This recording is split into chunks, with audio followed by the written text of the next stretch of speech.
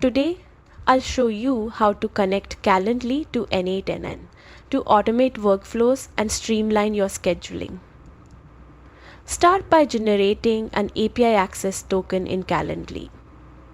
Go to your account settings, navigate to integrations and apps, then open the API and webhooks section.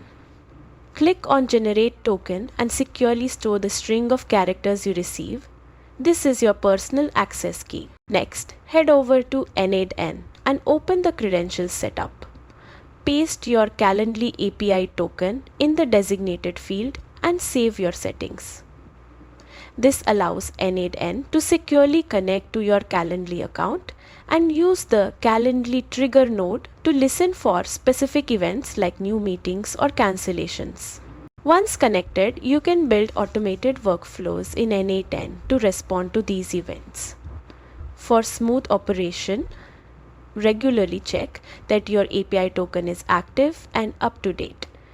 You can also use N8N's logging features to monitor triggered actions and troubleshoot if needed.